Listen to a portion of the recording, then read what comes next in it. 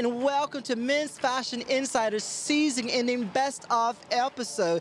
Today, Phaedra and I have come to Le Bon Marché, which has opened up its doors to us for this special edition of Men's Fashion Insider, and as it celebrates its 160th year anniversary of excellence in international fashion.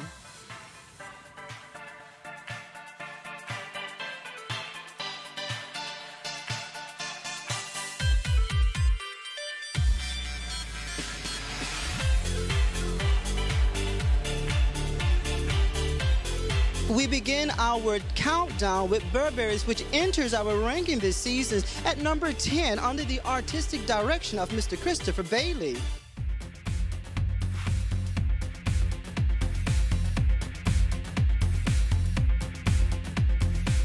I really love the fact that he injected some rock and roll into country. He had these amazing umbrellas, and on the handle he sort of created these gold studs. Some really fun details like that, and I think that he also changed the silhouettes. He also cropped some jackets. I think we saw these very padded jackets coming out, what we'd like to say they're very country, so it's country chic, country rock, infused with sort of like a 60s English silhouette, like double breast suits, they're very tapered, very narrow silhouettes, very elegant again, but I think he made it fun. He put gloves on with gold studs, and I think he just rocked it up enough to give it a real edge. I think with these things, they're just touches.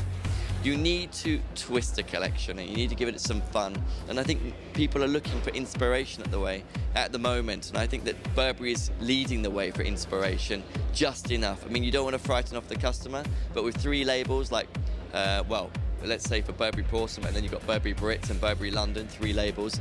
I think that Burberry is the creative side, and then these ideas filter down into Burberry Brits and into Burberry London. So I think it's a good balance.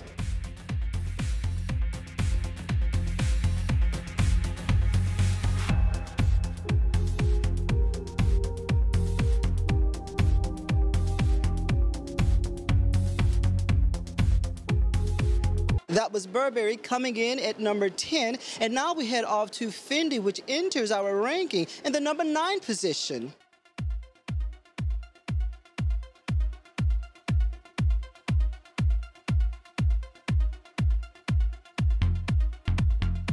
This is a presentation that we decide to show in a static way, because it's really about craftsmanship.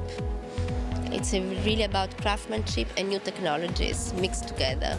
And so I think it's interesting to have the possibilities to go and see things from very close and to touch and see how the things are made, because it's a lot about detailings and about, I would say, dualism or metamorphosis, like, for instance, a fabric that becomes something different, and the fusion of 2 fabrics together. This new technology permits to transplant a fabric and a material into another without using any kind of sewing. So it's a lot of work, and that needs to be seen very close. I think that for a house like Fendi that has all this history behind, it's interesting to use new technologies, and so also this technical presentation with these Milan movies that are almost a new kind of a new version of Milano at night, with lights that could be like metropolitan, urban surroundings with the old craftsmanship. It's interesting. For years, British designer John Richmond has been setting the runways of Milan on fire. He enters our countdown in the 8th ranking position this season.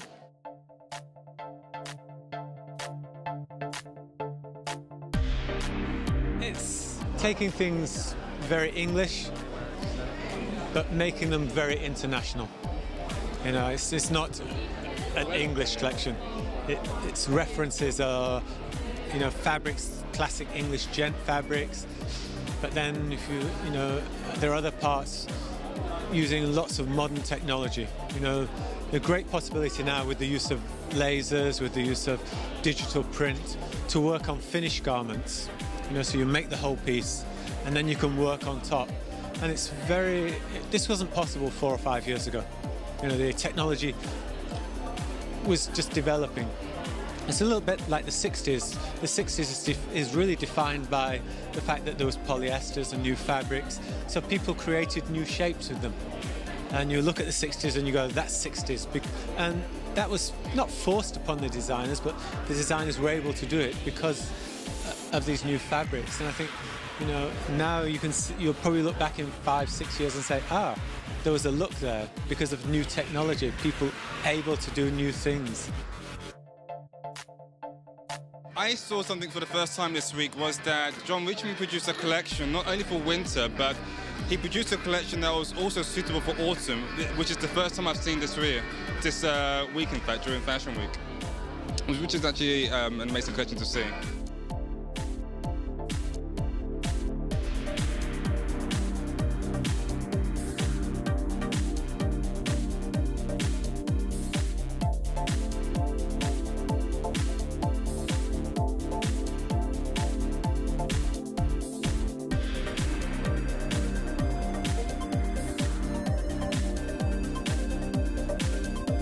That was the very sexy collection by John Richmond, coming in at number 8 on our list. Now we turn our attentions to Frankie Morello, which enters our list for the first time at number 7.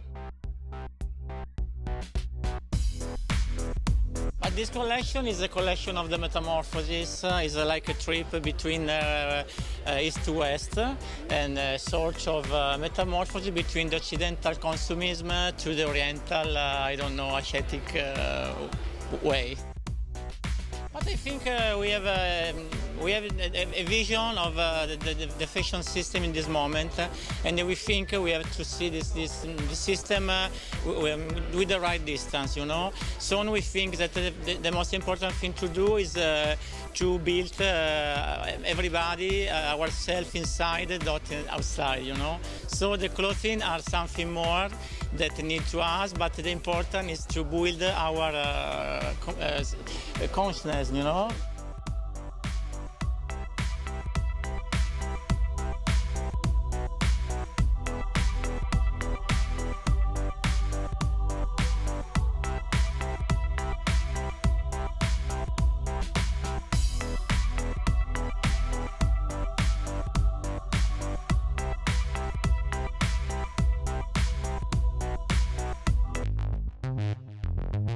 We're back and we are moments away from revealing the name of the #1 ranked men's fashion collection for the season.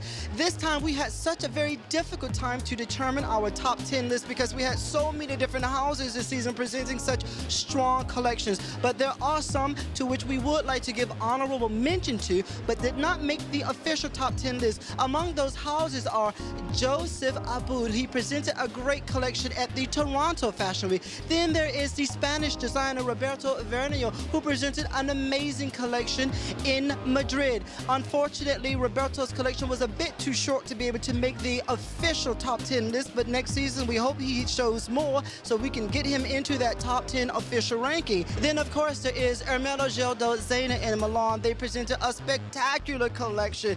I love what Anna Zena has done to infuse new energy into the collection, adding new layers into the universe of the Zena man. Then we head on over to Junkie Styling in London. They had an amazing collection this season where they have shown us how it is possible to take something old and turn it into something new and spectacular. Then we have Woo Young Mi, the Korean-born designer who literally comes to Paris and sweeps us away every season with a great, spectacular collection that is so innovative. And of course, we have Canali under the artistic direction of Elisabetta Canali. They have also done a lot of work over the past seasons to take the Canali man and make him into more than a man who's all about suits. They have given him a real, true identity that is easily identifiable in the street and in his daily life of luxury.